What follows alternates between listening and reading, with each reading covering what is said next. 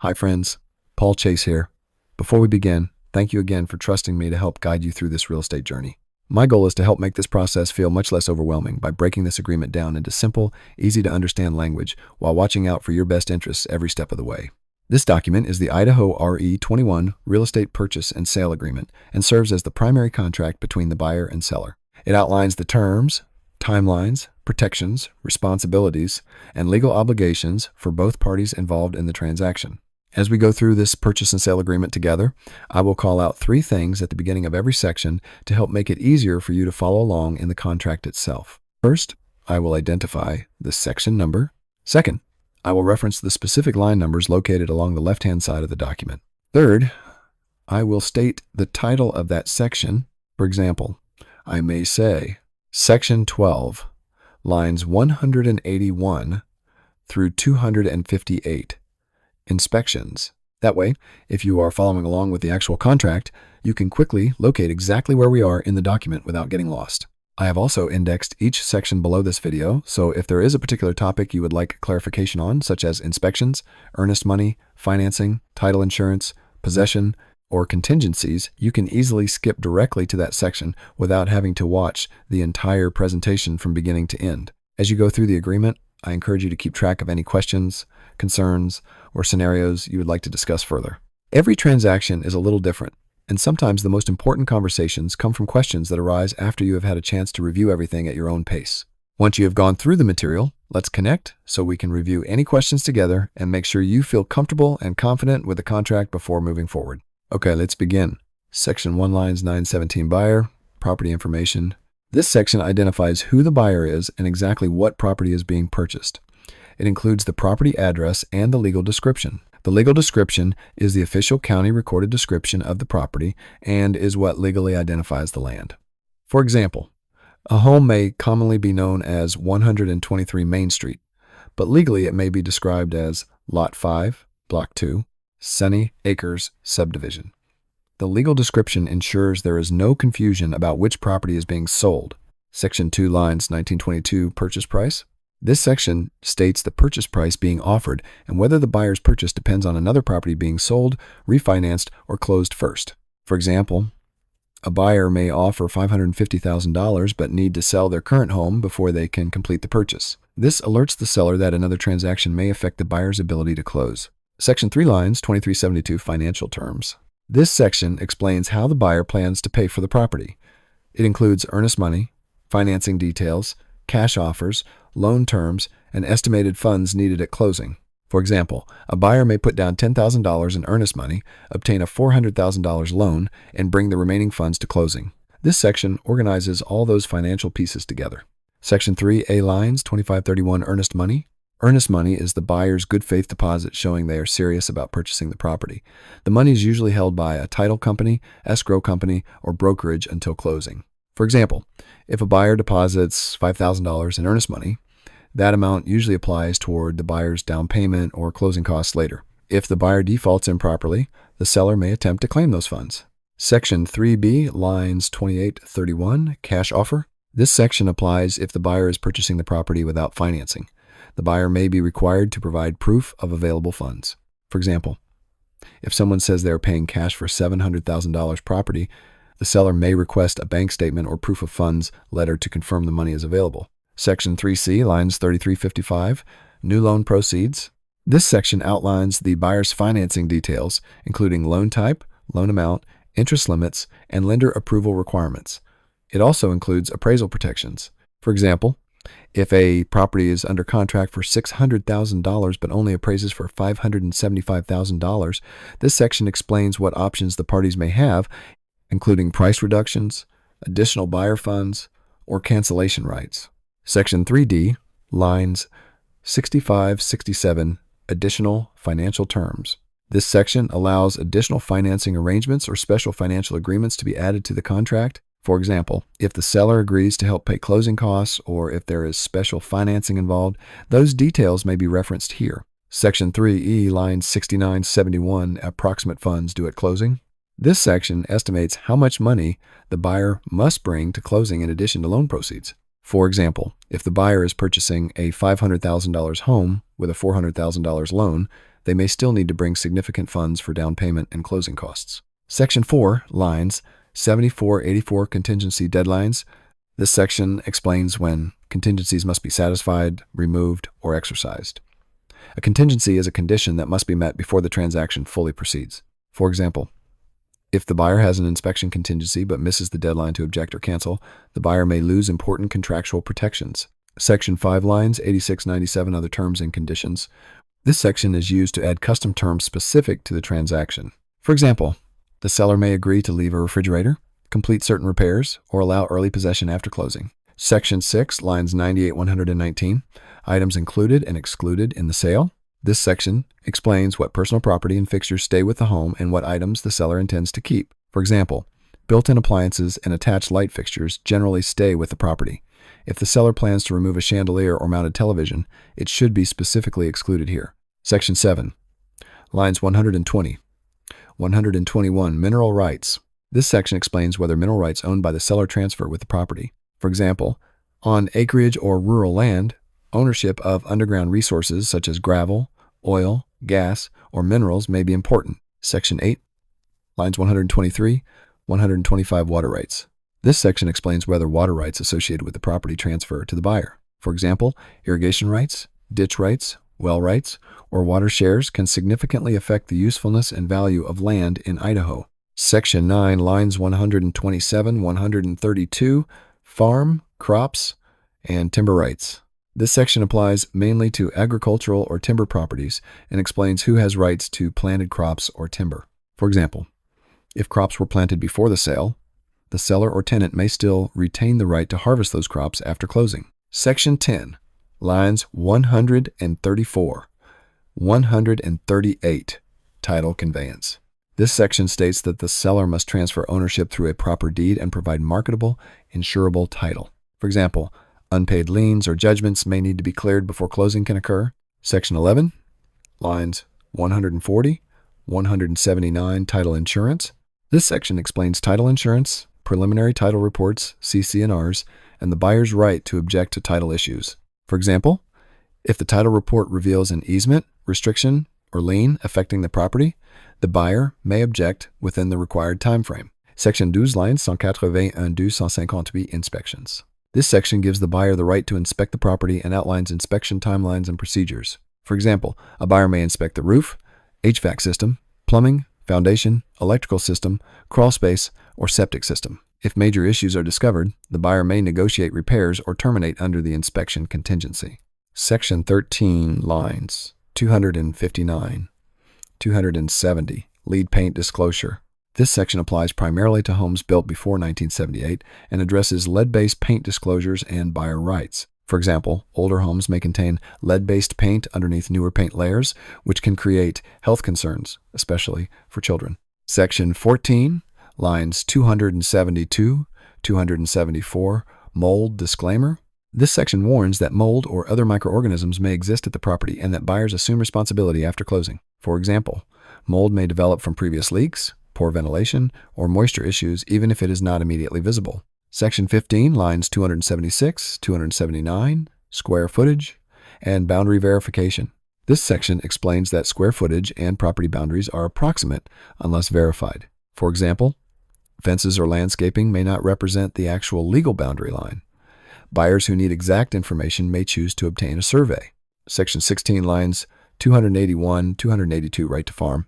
This section gives notice of Idaho's right to farm laws, which protect certain agricultural activities. For example, nearby farms may create odors, dust, equipment noise, spraying activity, or early morning operations that are legally protected. Section 17, lines 284-287, seller's property condition disclosure. This section addresses the seller's obligation to provide a property condition disclosure when required by Idaho law. For example, sellers may disclose prior roof leaks, water damage, foundation repairs, or known defects. Section 18, lines 289-296, homeowners association. This section explains whether the property is part of an HOA and discusses dues, transfer fees, setup fees, and HOA rules. For example, an HOA may regulate paint colors, RV parking, fences, landscaping, rentals, or exterior modifications. Section 19, lines 324-337, costs paid by. This section explains who pays various transaction costs, including inspections, title insurance, escrow fees, appraisals, surveys, and lender-related costs. For example, the seller may agree to contribute toward the buyer's closing costs or pay certain repairs required by the lender. Section 20, lines 339. 353, selling brokerage compensation. This section explains how the selling brokerage will be compensated and confirms that compensation is negotiable. For example, the seller may agree to pay compensation directly or through the listing brokerage as part of the transaction. Section 21, line 355, occupancy. This section states whether the buyer intends to occupy the property as their primary residence.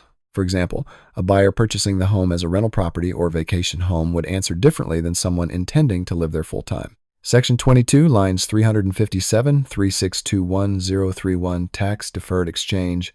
This section applies when a party plans to complete a 1031 exchange to defer taxes on investment property sales. For example, an investor selling one rental property and purchasing another investment property may use this process. Section 23, lines 364, 366, risk of loss. This section explains who bears the risk if the property is damaged before closing. For example, if the property suffers major fire damage before closing, the buyer may have the option to cancel and recover earnest money. Section 24, lines 368, 377, walkthroughs. This section allows the buyer to conduct walkthrough inspections before closing. For example, the buyer may confirm agreed repairs were completed and verify the property remains in substantially the same condition. Section 25, line 378, singular and plural terms. This section explains that singular and plural terms may include one another where appropriate. For example, references to buyer may also apply when there are multiple buyers. Section 26, lines 380, 382, foreclosure notice. This section applies if the property is involved in foreclosure proceedings and may require additional disclosures. For example, buyers purchasing a property already in foreclosure may need additional legal documentation. Section 27, lines 384, 390, mechanics lines, and contractor disclosure. This section provides notice regarding contractor disclosures and potential mechanics lien issues. For example, if contractors performed work and were not paid, a lien could potentially affect the property title. Section 28, line 392, sales. Price information. This section explains that sold price information is not considered confidential under Idaho law. For example, closed sale prices may later appear in market data or comparable sales reports.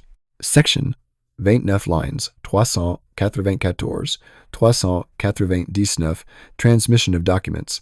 This section allows documents to be delivered electronically when permitted by law. For example, electronic signatures and emailed documents may be treated the same as original signed copies. Section 30, lines 401, 407, wire transfer warning. This section warns about wire fraud risks during real estate transactions. For example, scammers may send fake wiring instructions pretending to be the title company. Buyers should always verify wiring instructions directly by phone. Section 31, lines 409, 413, business days. This section defines what counts as a business day for calculating deadlines. For example, weekends and Idaho legal holidays usually do not count as business days. Section 32, lines 415, 418, calendar days. This section defines calendar days as all days including weekends and holidays. For example, a 7 calendar day deadline includes Saturdays and Sundays. Section 33, lines 420, 422, attorney's fees. This section explains that the prevailing party in a legal dispute may recover reasonable attorney's fees and costs. For example, if one party sues to enforce the contract and wins, they may seek reimbursement of legal expenses. Section 34, lines 424, 439, default. This section explains what happens if the buyer or seller fails to perform under the agreement. For example, a buyer who improperly walks away from the transaction may risk losing earnest money, while a seller who refuses to close may face legal claims. Section 35, lines 441, 447, earnest money dispute, interpleader. This section explains what happens if the buyer and seller dispute who should receive the earnest money. For example, if both parties claim the earnest money, the escrow holder may wait for written agreement or a legal decision before releasing funds. Section 36, lines 449, 451, counterparts. This section allows separate signed copies of the agreement to collectively form one binding contract. For example, the buyer and seller may sign different copies electronically. Section 37 lines 453, 455. Not applicable defined. This section explains that NA means not applicable. For example, if there is no HOA, that section may be marked NA. Section 38 lines 457, 458 severability. This section states that if one part of the agreement is found invalid, the rest of the agreement may still remain enforceable. For example, one unenforceable clause would not necessarily void the entire contract. Section 39 lines 460, 478 representation confirmation. This section identifies who the brokerages represent in the transaction. For example, the brokerage may represent the buyer, the seller, both parties in limited dual agency, or act as a non-agent. Section 40 lines 480, 485. Closing. This section explains the closing date, closing company, and what legally constitutes closing. For example, signing documents alone may not mean the transaction has closed until funds are available and documents are recorded. Section 41, lines 487, 495, condition of property upon closing. This section states that the buyer is generally purchasing the property in its current condition unless otherwise agreed in writing. For example, the seller must remove personal belongings and debris before transferring possession. Section 42, line 500, possession. This section explains when the buyer receives possession and keys. For example, possession may occur immediately upon closing or on another agreed date. SUCCC, Quarantois, line 502 505 prorations. This section explains how expenses such as taxes, rents, utilities, and assessments are divided between buyer and seller. For example, property taxes may be prorated based on the number of days each party owned the property during the year. Section 44 lines 507, 508 assignment.